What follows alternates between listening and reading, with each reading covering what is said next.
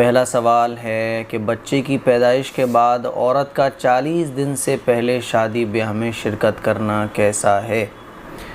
بچے کی پیدائش کے بعد 40 دن زچہ اور بچہ کا گھر سے باہر نکلنا، بازار جانا اور شادی بیاہ میں شرکت کرنا کیسا ہے؟ بچے کی پیدائش کے بعد 40 دن تک زچہ اور بچے کا گھر سے باہر جانا، نکلنا شرعاً ممنوع نہیں ہے۔ جہاں ضرورت ہے جا سکتی ہے، عورت بھی جا سکتی ہے، بچہ بھی جا سکتا ہے۔ ایسا کچھ بھی نہیں ہے کہ 40 دن تک گھر سے باہر جانا منع ہو، نو پرابلم۔ تو یہ چیزیں پتہ نہیں کہاں سے نکلتی ہیں، ان کا شریعت میں کوئی اعتبار نہیں ہے اور شرعاً یہ ممنوع نہیں ہے۔ زچہ اور بچہ جب ضرورت پڑے تو گھر سے باہر جا سکتے ہیں، پروگرام میں شرکت کر سکتے ہیں، شادی بیاہ میں جا سکتے ہیں، نو پرابلم۔ جو چیزیں غلط ہیں تو وہ تو ویسے ہی غلط ہے نا، ٹھیک ہے۔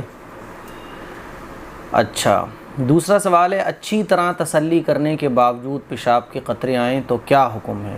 وضو کے بعد اگر اچھی طرح تسلی کرنے کے باوجود پیشاب کے قطرے آتے ہوں تو وضو کے بارے میں کیا حکم ہے؟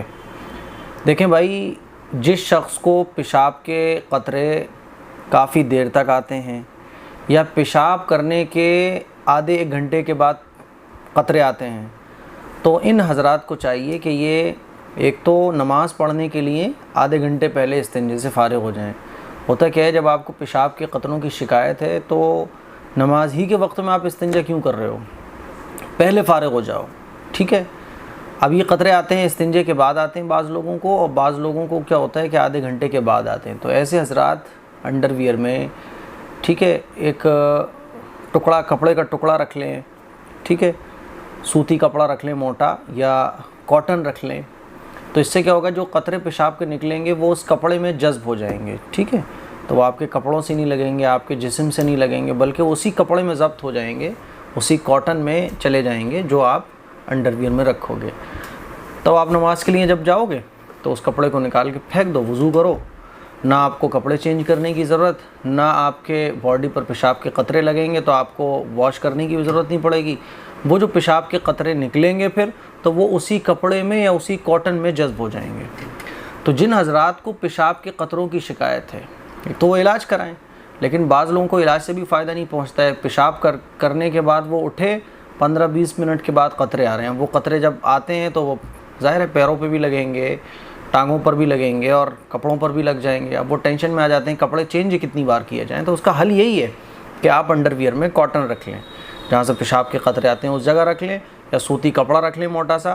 تو وہ قطرے جو نکلیں گے تو وہ آپ کے کپڑوں سے نہیں لگیں گے، بلکہ وہ جو کپڑا آپ نے رکھا ہے اس میں جذب ہو جائیں گے، ٹھیک ہے۔ وہ کتنے ہی نکلیں، پھر آپ جب قطرے نکل جائیں اور نماز پڑھنے کے لیے آپ جائیں تو اس کپڑے کو نکال کے پھینک دیں۔ تو یہ تو اس کا سولوشن ہے۔ نمبر 3، جاوید احمد غامدی کیسے آدمی ہیں؟ دیکھیں بھائی، جاوید احمد غامدی فکری اعتبار سے منحرف اور گمراہ شخص ہے۔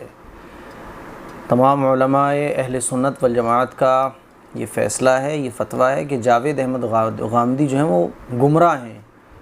بہت ساری چیزیں ایسی ہیں جو انہوں نے صحابہ اکرام کے خلاف کہہ دی ہیں، صحابہ اکرام کے طریقے سے الگ ہٹ کے کہہ دی ہیں، اور جو فقہا اور علماء اور مجتہدین ہیں ان کے طریقے سے وہ ہٹ گئے۔ اسی لیے جاوید احمد غامدی فکری اعتبار سے منحرف ہیں اور گمراہ شخص ہیں۔